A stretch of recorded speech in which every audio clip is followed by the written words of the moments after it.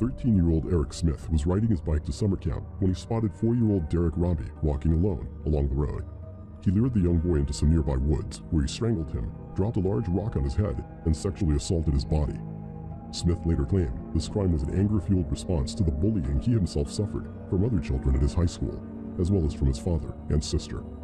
He is still incarcerated today, having been refused parole several times. 12-year-old Jasmine Richardson holds the record of being the youngest person ever convicted of multiple murders in Canada. When police found Richardson's parents and her 8-year-old brother brutally murdered at their Alberta home in 2006, they assumed her absence indicated that she too was a victim of this terrible crime. It was only when she was located the next day, 80 miles away, and with her 23-year-old boyfriend, that the truth emerged. Richardson's parents had naturally disapproved of the relationship their preteen daughter had with a grown man, and often punished her for it. In retaliation, the pair murdered them and her little brother.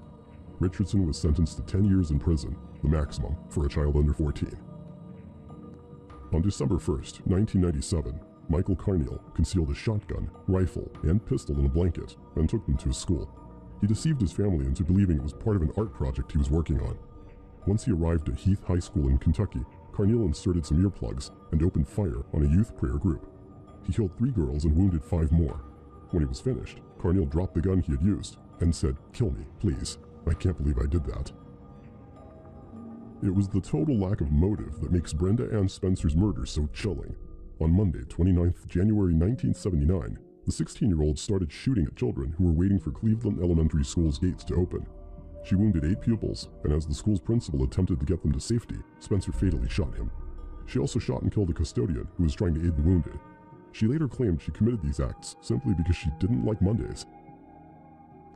Southwood Middle School in Florida made headlines for all the wrong reasons in 2004, when 14-year-old Michael Hernandez lured his best friend, Jaime Go, into a bathroom stall and murdered him. Hernandez had told Go to meet him in the stall as he had something to show him. Once both students were alone, Hernandez stabbed his classmate 42 times and cut his throat. Police later found a hit list of targets that Hernandez had wrote, which included Go, another pupil at the school, and even his own sister. In 1964, when he was just 15 years old, Edmund Kemper shot his grandmother in the head.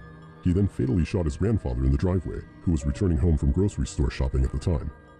He claimed he did it to see what it would feel like to kill grandma, and killed his grandfather as he knew he would be angry at him for what he had done. Kemper served less than 5 years in prison for his crimes.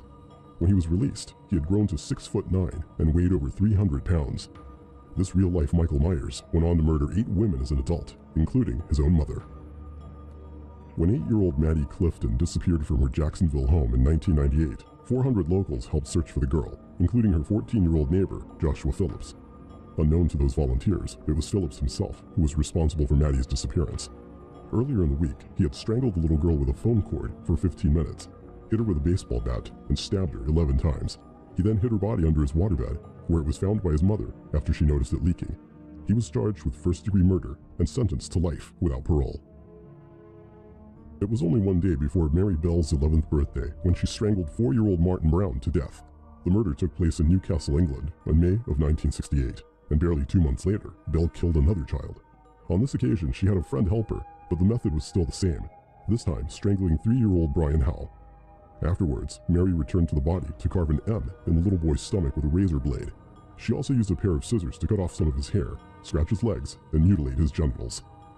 Once apprehended, the friend who had participated in the second murder was acquitted, while Bell was convicted of manslaughter on the grounds of diminished responsibility.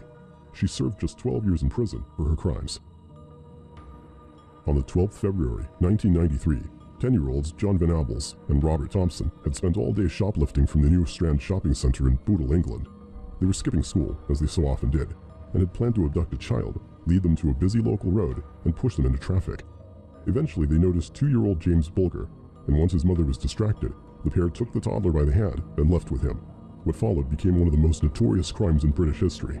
Instead of sticking with their original plan, the boys took Bulger on a 2.5-mile walk to a disused railway station, during which time they constantly beat him. Once at their destination, Venables and Thompson tortured Bulger in sickening ways. Police even suspect a sexual element may have been involved, before finally killing him by fracturing his skull with a 22-pound iron bar. Due to their ages, both boys were sentenced to only 8 years and given lifelong licenses upon their release. In 2010, one of the boys, John Venables, returned to prison on child pornography charges. In 1874, 14-year-old Jesse Pomeroy was labeled as the Boston Boy Fiend on account of his horrific killings and the milky white film that covered his right eye, completely covering his pupil. Before he progressed to murder, Pomeroy had been sentenced to 6 years in a children's reform school for the sexual torture of 7 boys. Although, thanks to his mother's machinations, he was released after only a few months.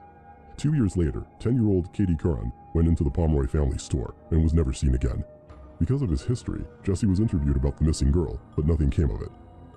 5 weeks after this incident, 4-year-old Horace Millen was found in a pit on the beaches of South Boston. Naked, mutilated, covered in stab wounds, and almost decapitated. Pomeroy was once again under suspicion for the child's murder. When questioned if he had done it, the Boston Boy Fiend replied, "I suppose I did." After also confessing to Katie Curran's murder, her mutilated body was later found in his mother's cellar. For his monstrous crimes, Jesse Pomeroy was sentenced to hang, but due to his age and the belief that he was mentally ill, public outcry saw this changed to 40 years solitary confinement.